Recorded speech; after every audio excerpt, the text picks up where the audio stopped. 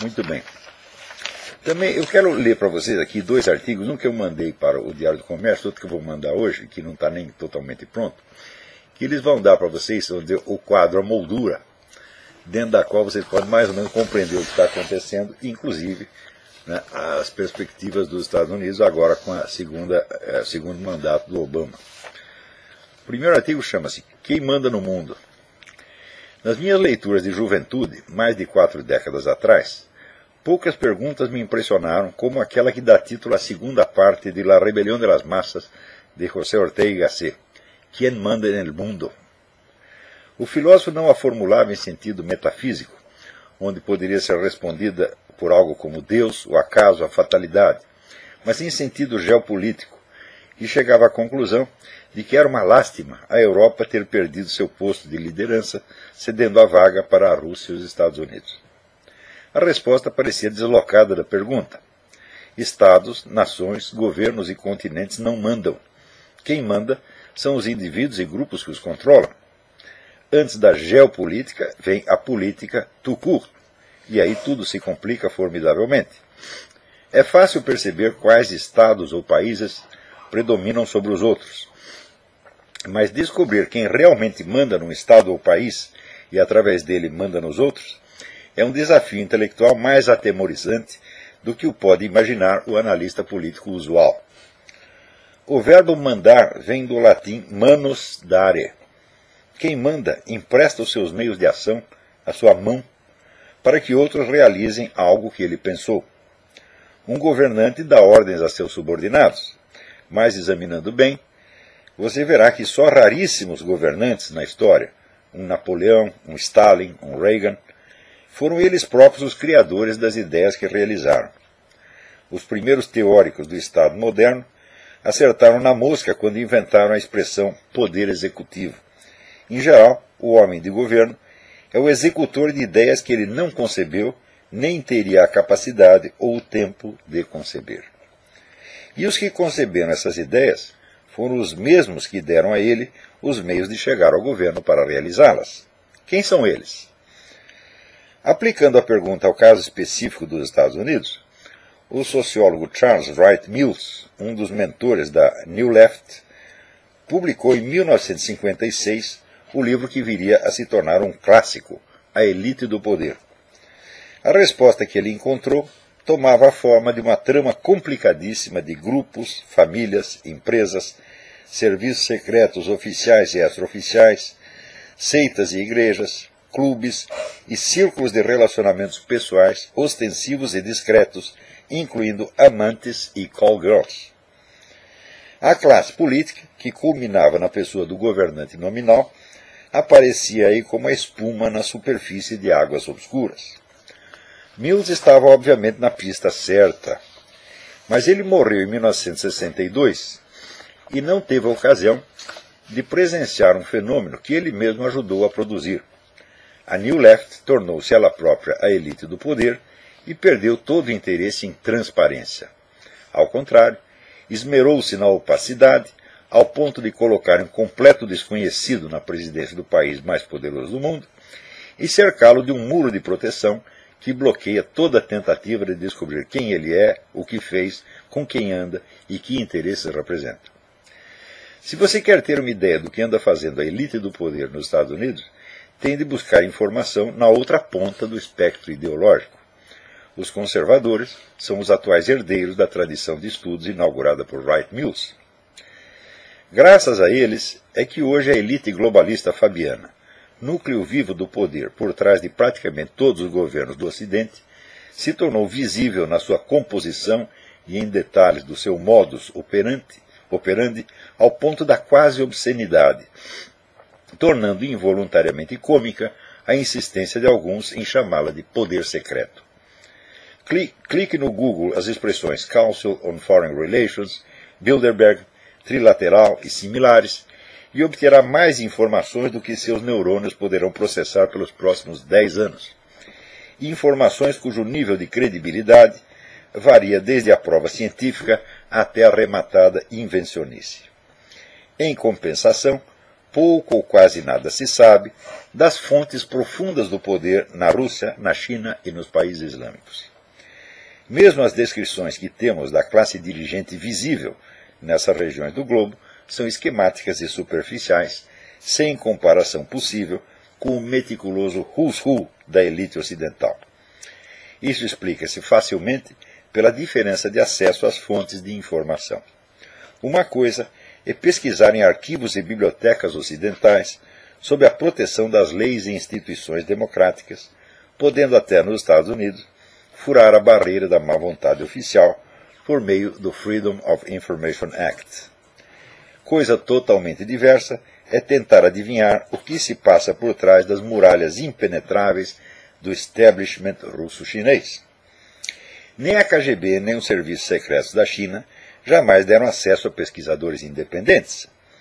Mesmo os arquivos do Partido Comunista da União Soviética voltaram a fechar-se após um breve período de tolerância, motivado não por algum súbito amor à liberdade, mas pela convicção ilusória, logo desmentida, de que os pesquisadores ocidentais eram majoritariamente simpáticos ao regime soviético. Quando perceberam que não era, fecharam tudo de novo.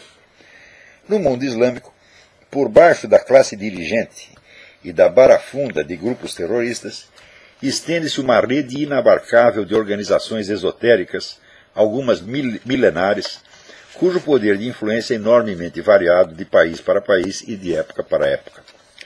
Essas organizações, que constituem o núcleo espiritual do Islã, a garantia profunda da sua unidade civilizacional e, a longo prazo, a condição de possibilidade da expansão islâmica mundial, continuam perfeitamente desconhecidas pelos analistas políticos ocidentais, jornalísticos ou mesmo acadêmicos. A diferença de visibilidade entre os grandes esquemas globalistas em disputa é fonte de erros catastróficos na descrição do conflito de poder no mundo. Em artigos vindouros explicarei alguns desses erros. Daí comecei a tomar aqui algumas notas para um desses artigos. Isso não está nem pronto ainda, mas já vou comunicar para vocês desde já. O mais óbvio dos erros a que me referi no artigo anterior é o de medir os gigantes pelo seu coeficiente de visibilidade apenas. Nessa escala, o establishment anglo-americano, para usar o termo de Carroll Quigley, fica tão mais volumoso que os outros dois parecem pigmeus inofensivos, empenhados bravamente num combate desproporcional. O professor Alexandre Dugin aproveita-se dessa ilusão de ótica para dar às plateias do terceiro mundo a impressão de que os blocos russo, chinês e islâmico são seus companheiros de infortúnio, gemendo juntos sob o tacão do poder unipolar. Ele sabe que essa visão das coisas é falsa, que os três grandes esquemas globalistas são igualmente poderosos, ricos, temíveis, ambiciosos e amorais. Quando os favelados mentais da USP o aplaudem, ele ri entre dentes. Mas não é só o senso das proporções que aí sai distorcido por completo. É a trama real das relações entre os três blocos que o duginismo reduz à simploriedade postiça de um conflito esquemático entre dois. Ninguém ignora que a escolha de Barack Hussein Obama como candidato do Partido Democrata em lugar de Hillary Clinton em 2008 foi uma imposição, um diktat do grupo Bilderberg. Também é preciso ter feito o juramento de cegueira para não enxergar que durante o seu primeiro mandato o ungido do globalismo fez tudo para desbancar o dólar e debilitar a posição dos Estados Unidos no cenário internacional, pôs o seu país de joelhos ante a China e a Rússia, e tanto no Oriente Médio quanto em suas políticas de segurança interna, deu mão forte aos arautos do Califado Universal.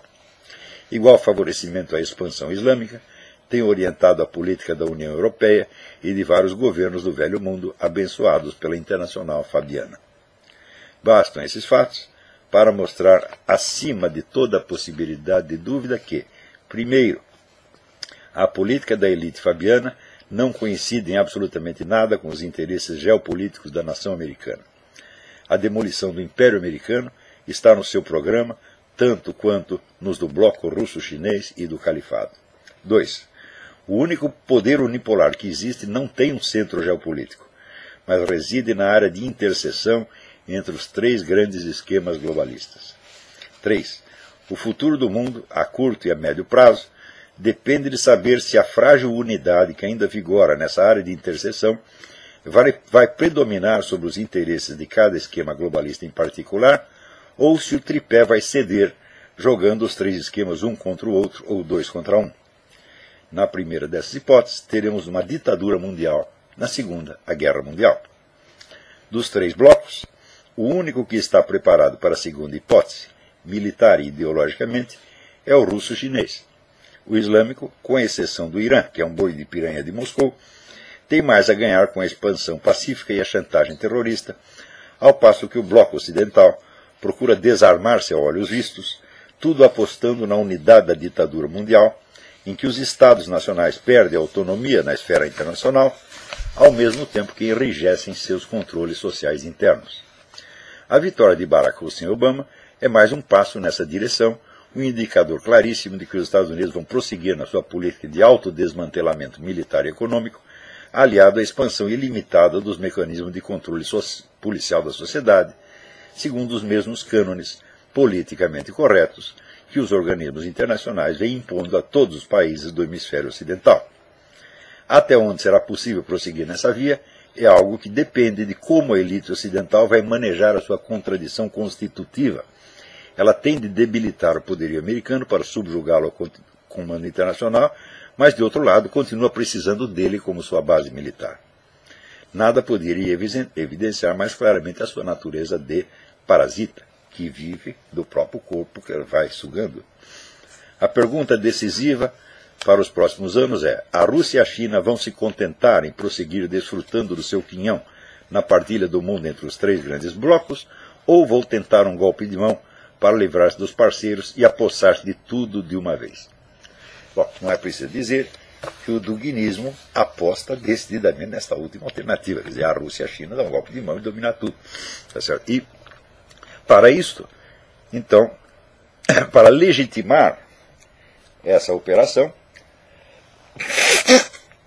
foi que inventaram, então, a fórmula eurasiana, que sintetiza e unifica todas as tendências ideológicas que tenham algo a dizer contra os Estados Unidos.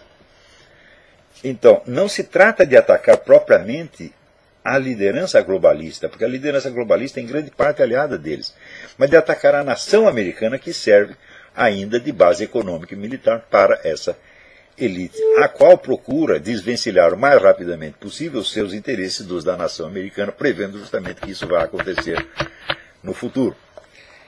Então, para obter um apoio ideológico para isso, é necessário mesclar todas as correntes ideológicas: comunismo, nazismo, fascismo, islamismo, cristianismo conservador, tudo o que existe. Tá certo? Então, né, é incrível que o Dugin vai ao Brasil e, falando na USP, o ódio que aquele pessoal da USP sente dos Estados Unidos é tão extremo que eles não se incomodam em apoiar, fazer uma política que hoje se apresenta entre outros motivos da sua sustentação ideológica, a defesa de valores tradicionais do cristianismo. Quer dizer, a Rússia está procurando assumir o lugar que deveria ser o da Igreja Católica. Para isso, inventaram, inclusive, essa gigantesca farsa de que a consagração da Rússia à Nossa Senhora já foi feita e, portanto, a Rússia agora representa a autoridade do cristianismo universal. Eles estão lançando isso. Ora, e é baseado nisso que eles fazem dentro da Rússia aquela política de proibir propaganda gay, perseguir gay, etc, etc. E está lá o pessoal da UF aplaudindo isso. Quer dizer, o ódio que tem nos Estados Unidos é tanto que eles subscrevem qualquer coisa, mesmo que seja totalmente contrário aos valores deles. Ora, a política da Rússia e também da China, nesse caso, ela sacrifica todos os valores que existem, ela neutraliza todos e equaliza todos, sacrificando tudo no altar de uma estratégia de dominação universal. Ou seja, para a Rússia e a China dominarem o mundo, para o bloco eurasiano dominar o mundo, vale a pena apagar todas as diferenças entre todos os valores, entre todas as ideias, tá certo? E sobra em cima o quê? O poder russo. A outra alternativa, é continuar como está e consolidar a ditadura universal, tá certo? Dos organismos internacionais. Tá certo? E o Obama está colocado lá precisamente para isso. Ora, as eleições aqui foram uma das coisas mais extraordinárias que eu já vi, porque você verá, quando um sujeito se torna presidente, se elege presidente do maior país do mundo, com documentos obviamente falsos, e uma vez colocado no poder, ele baixa um decreto de que ele tem o direito de mandar prender qualquer cidadão e mantê-lo preso indefinidamente, sem processo, sem habeas corpus, sem dar explicação para ninguém. Eu digo, pergunto, o que falta para a plateia compreender que ela foi vítima de uma trama criminosa armada por um tirano psicopata? Falta muito para entender uma coisa dessa? Não, não falta. Agora, quando o feito chega ao fim do mandato, veja, com o maior índice de desemprego que o país já teve desde a Segunda Guerra, com o maior déficit que já teve nas últimas décadas, com uma dívida com a China monumental, tá certo? Com a indústria totalmente em pandarecos, que ele destruiu tudo. Ele dando dinheiro, ele deu dinheiro para as indústrias se autodesmantelarem, por exemplo, deu dinheiro para a General Motors. Hoje a General Motors pertence, sabe a quem? À China. Eu vou explicar daqui a pouco. Tá certo? Ou seja, o homem fez uma desgraça para tudo quanto é lado. Além desta coisa maravilhosa de ter sonegado ajuda à embaixada, ao consulado lá em Benghazi, e ter, portanto, ajudado o pessoal da Al-Qaeda a matar o embaixador. Quer dizer, depois de tudo isso, o cara chega à eleição e sabe o que acontece? Vou dizer uma coisa, 50% dos católicos americanos votaram nele. E 70% dos judeus. Isso não tem perdão. Eu sempre disse que católico, judeu e americano são especialistas, tá certo, em afagar seus próprios inimigos e depois ficar chorando. Tá certo? Então, comprovaram mais uma vez. Quer dizer, os católicos que votaram no Obama já estão automaticamente excomungados, de acordo com o decreto de Pio XII, ratificado pelo próprio João XXIII, que diz que qualquer colaboração com movimentos comunistas e similares, tá certo, implica a excomunhão automática. Então isso quer dizer que 50% dos católicos americanos não estão mais na igreja e não sabem. Né? Quer dizer, uma situação absolutamente psicótica, louca, né? Ademais, você vê que a mídia praticamente inteira, com exceção da Fox News, a mídia americana inteira escondeu tudo a respeito de Benghazi, do que aconteceu em Benghazi, né? E amaciou tudo para Obama de uma maneira extraordinária. E mesmo assim o outro lado teve metade dos votos. Então acontece que quer dizer, é evidente que o grande perdedor nessa eleição é a grande mídia, que está completamente desmoralizada, tem credibilidade zero. Porque a metade que votou em Romney e Ryan sabe que a mídia não presta, que está totalmente comprometida. E a outra metade, dos outros 50% que votaram no Obama, metade também sabe. Estão gostando da sacanagem, mas sabe que não é coisa confiável. Então, agora, quando nós falamos dessa ditadura mundial,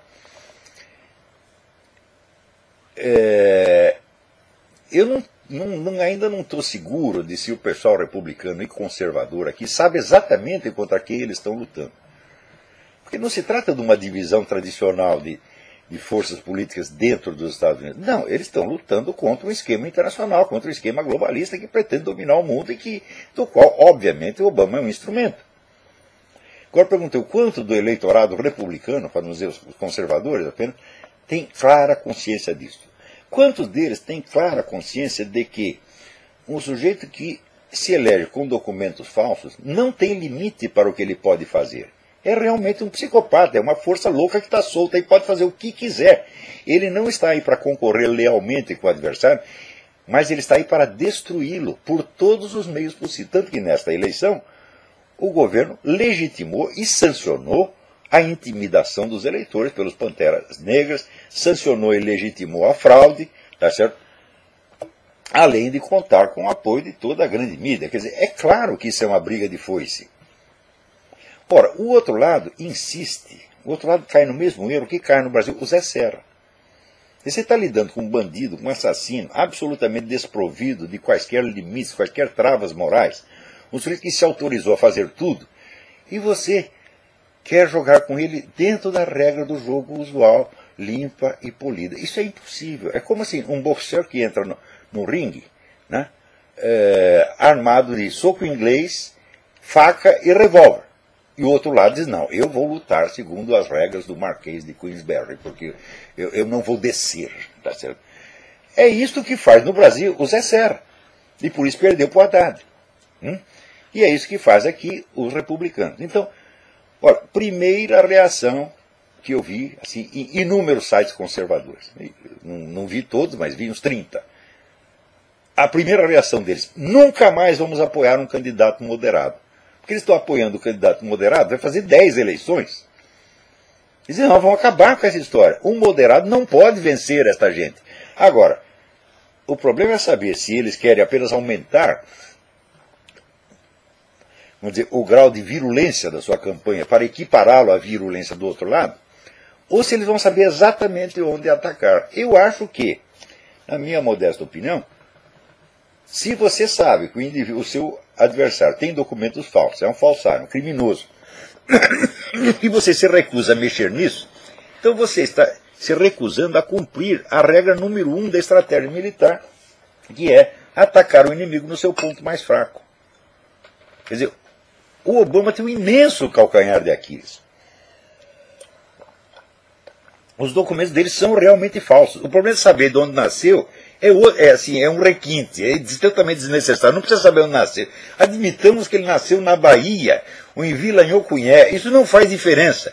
O que faz diferença é sim, o cara cometeu um crime do que aqui no Brasil se chama falsidade ideológica. Ele falsificou seus documentos e se apresentou candidato com documentos falsos.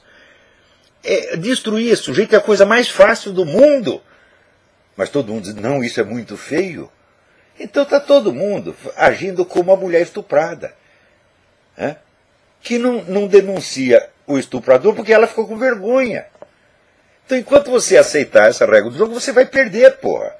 Quer dizer, o Obama pode ser destruído em 10 minutos. No tempo do McCain, para demoli-lo, era fácil, é só o John McCain chegar e dizer, olha, eu sou John McCain, está aqui minha certidão de nascimento, está aqui meus documentos militares, está aqui meu histórico escolar, está aqui meu atestado de saúde, está aqui todos os meus documentos, todo mundo conhece. Agora apresenta os seus. Era só fazer isto. Todo mundo diz, não, isso é muito feio, não podemos fazer. Falo, bom, então, é o verso do Rimbaud. Par délicatesse, j'ai perdu ma vie. Por delicadeza, eu perdi minha vida. Então, é isso que o pessoal no Brasil tem de aprender com relação ao PT. O PT é um bando de criminosos aliados, vamos dizer, a narcotraficantes, a movimentos terroristas, aliado oficialmente. Veja, o Lula presidiu assembleias do Foro de São Paulo ao lado do Manuel Marulanda, que era o comandante das Farc. E vem dizer que não tem aliança com as Farc. Pô, a mídia antipetista, entre aspas, no máximo, eles dizem, uma suspeita de aliança com as Farc. Como suspeita? Está lá oficializado. Mas ainda existem os discursos oficiais que o Lula fez, contando as suas atividades no Foro de São Paulo e a sua persistência e interferência na política externa de outros países. É suficiente para impeachment e para botar o cara na cadeia. Mas não podemos mexer nisso, nós temos que jogar limpo. Eu digo, se só um dos lados tem que jogar limpo e o outro pode fazer tudo, então o que você está chamando de jogar limpo é, na verdade, colaborar com a sujeira que é contra você.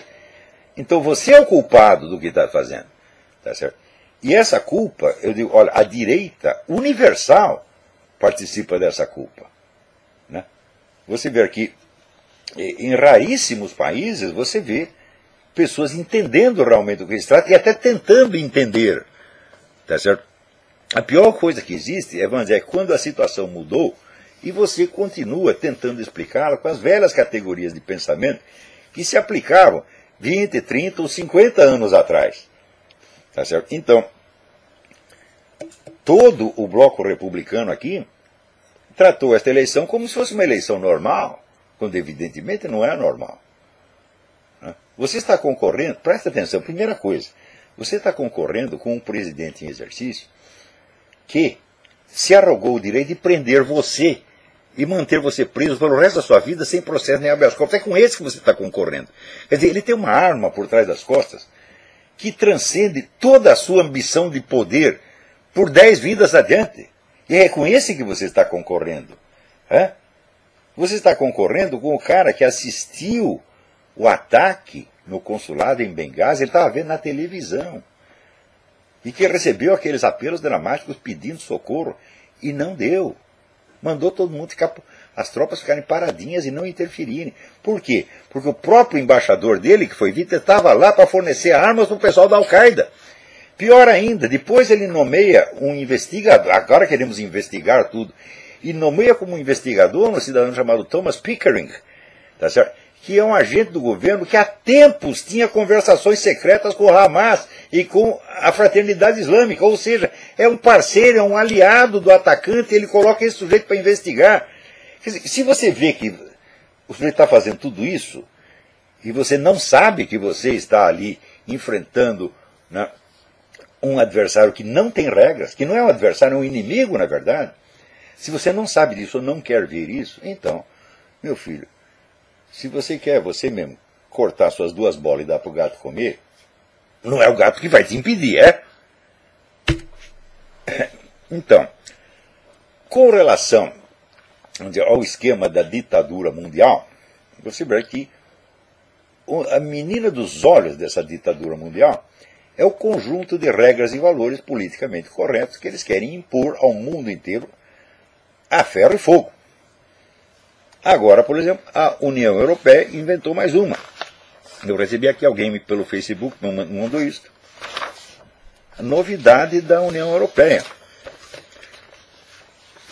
Livros que exibem imagens da família tradicional, pai, mãe e filhos, devem ser proibidos, porque induzem a preconceito. Então, quer dizer, a imagem de uma família não pode mais ser exibida em público.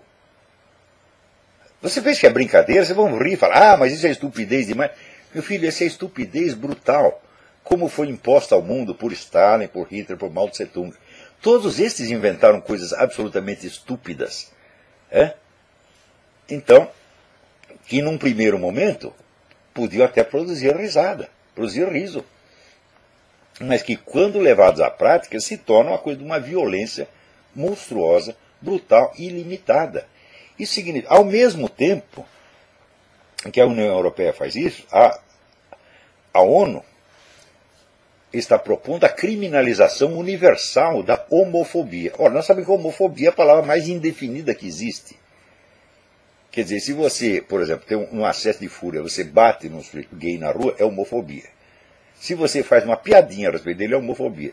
E se você diz, não, casamento entre homem e mulher, é também homofobia, tudo no mesmo nível. Ou seja, qualquer coisa pode ser homofobia desde que desagrade a elite gaysista. Tá certo? E se isso é criminalizado em escala mundial, o que acontece? Acontece que até você exibir uma fotografia de família se torna crime de homofobia. Entenderam? Nós estamos na mão de loucos, tarados, psicopatas. Gente perigosíssima. E você querer lutar com eles na base da polidez, realmente você cortar suas bolas e dar para o gato comer. Então, enquanto as pessoas não se tocarem da gravidade do que está acontecendo, é uma gravidade, assim, eu acho maior do que aquilo que aconteceu nos anos 30, quando houve a ascensão das duas grandes ditaduras, ditadura de Stalin na Rússia e de Hitler na Alemanha, onde sempre havia, evidentemente, as pessoas que vinham com um discurso calmante. Não, eles estão falando isso só para assustar, mas eles não vão fazer nada disso. Fizeram, meu Deus do céu. Quer dizer, o total de vítimas dessa gente sobe a 200 milhões. Não é para brincar com isso. E esse pessoal que está na ONU, na União Europeia, esse é a mesmíssima mentalidade do iluminado, que diz, nós temos a fórmula correta para o mundo e todo mundo vai ter que dançar conforme a nossa música. E aqueles que não, vamos dizer, que não aceitarem, simplesmente nós temos os instrumentos legais, nós os processamos e pomos na cadeia. Quer dizer, eles estão juntando na mão meios de poder para colocar na cadeia quem eles quiserem. Quer dizer, o que eles estão fazendo não é assim, eles não estão falando mal da homofobia, não, eles querem criminalizá-la, definindo-a como qualquer conduta que desagrade a elite gay ou que desagrade esta elite globalista. Até mostrar uma simples fotografia de família, meu Deus do céu. E vocês ainda esperam ter um diálogo com essa gente? Não. Ou seja, é preciso conscientizar-se da medida certa do que está acontecendo. E não é questão de você, agora vamos radicalizar. Não adianta radicalizar. Olha, moderado e radical são apenas distinções quantitativas. Uma coisa é menos, outra coisa é mais. Mas não se trata de fazer mais ou menos a mesma coisa. Trata-se de fazer outra coisa. E a primeira coisa que nós temos que fazer é deslegitimar completamente essas políticas. Não aceitar que elas existam. Porque se você aceitou discuti-las, pronto, você já caiu na trama. Eu já dei aqui o exemplo. Esses dias mesmo eu estava lendo, relendo o Somerset Maugham, William Somerset Maugham, of Human Bondage, da servidão humana. É uma história de amor fracassado, o sujeito se apaixona por uma vagabunda que o escraviza e o destrói. No fim, ela mesma acaba sendo destruída. E raramente eu vi uma compreensão tão fina das relações entre homem e mulher. Ora, Somerset Maugham era um homossexual. Era trigay. Escandalosamente gay. Ostensivamente gay. E, no entanto, ele compreendia as pessoas que eram diferentes dele. Isso acontece com todos os grandes escritores homossexuais do mundo. André Gide, Julian Green, o nosso Otávio de Faria. Todos eles. Agora, hoje em dia, esse pessoal gaysista, eles só entendem as coisas do ponto de vista da sua preferência sexual. Eles julgam o mundo. A sua preferência pessoal se tornou a escala com que eles medem o mundo. Isso é obviamente psicopático, meu Deus do céu. Então você pergunta, é possível ser gay normal? Claro que é. Agora, não é possível ser gaysista e normal. Gaysista é uma pessoa de mentalidade psicopática na raiz. Então, é isso que nós não podemos aceitar. O que nós temos que discutir, minha gente, não é o homossexualismo. O homossexualismo existe desde que o mundo é mundo. Assim como o adultério existe desde que o mundo é mundo, e não somos nós que vamos acabar com isso. Tá certo? Então, você pode considerar essas condutas pecaminosas, mas não quer dizer que você vai ter os meios, ou querer os meios de extingui-los, ou de punir as pessoas que incorram nisso. Mas o gaysismo é uma coisa nova, é uma ideologia tão perigosa quanto fascismo e comunismo. É um instrumento de poder monstruoso que nós colocamos na mão desses psicopatas iluminados da União Europeia e da ONU. Pessoas que nunca foram eleitas, pessoas que você não conhece. Pessoas que estão lá em Bruxelas, no escritório, pessoas totalmente desconhecidas que saem do nada e de repente legislam para o mundo.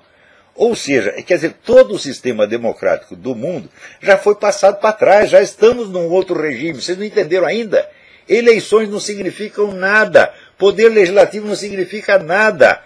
É tudo feito por via de decreto administrativo, meu Deus do céu. Você vê, o Obama, esse decreto que dá a ele o direito de prender qualquer um, passou pelo parlamento? Não. É o que se chamaria no Brasil uma medida provisória, com a diferença que não é provisória. Aqui chama-se Executive Order. Se ele fez Executive Order, ninguém contestou. A coisa continua em vigor. Quanto tempo levaria para o parlamento reagir a uma coisa dessa? Anos. Então, quer dizer, o parlamento já foi passado para trás. Agora o que interessa é decreto administrativo, Executive Order, medida provisória. Nós já estamos nesse regime. Até quando vocês vão se tocar? Portanto, não interessa que você elege para o parlamento, dá na mesma. Por quê?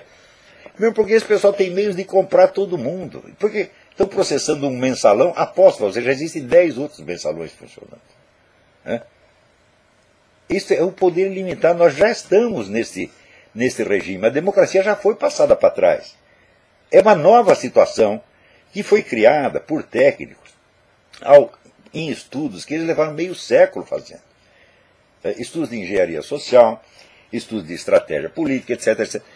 Ou seja, esse pessoal globalista contratou os melhores cérebros do mundo durante 50 anos. Gente tipo Arnold Toynbee ou Carol Quigley, ou o próprio Aldous Huxley, que diz, vamos inventar um sistema pelo qual nós possamos governar a humanidade inteira.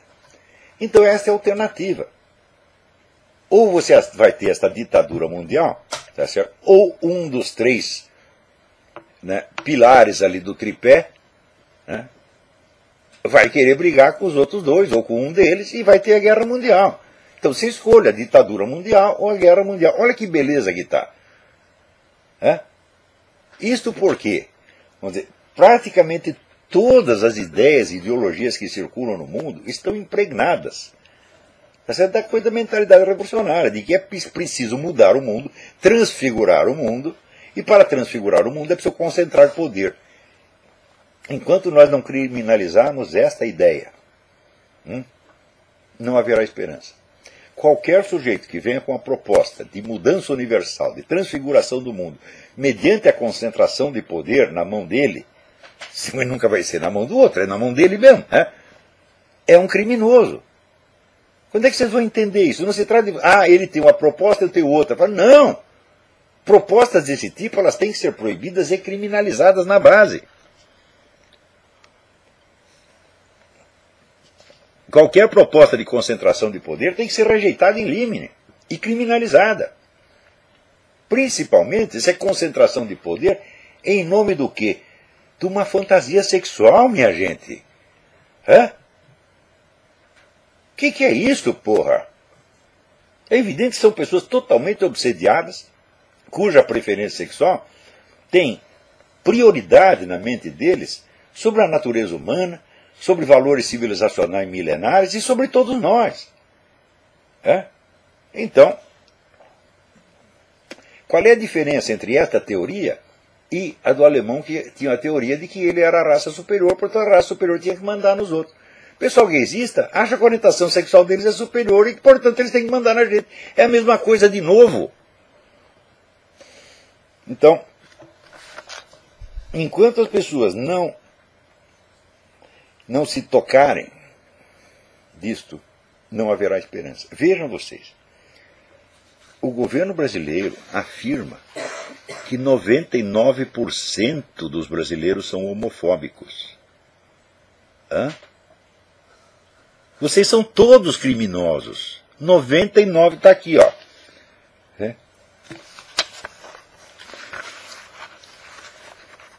No mesmo dia que a ONU diz que quer criminalizar a homofobia, olha aqui, um grupo de pesquisa ligado ao PT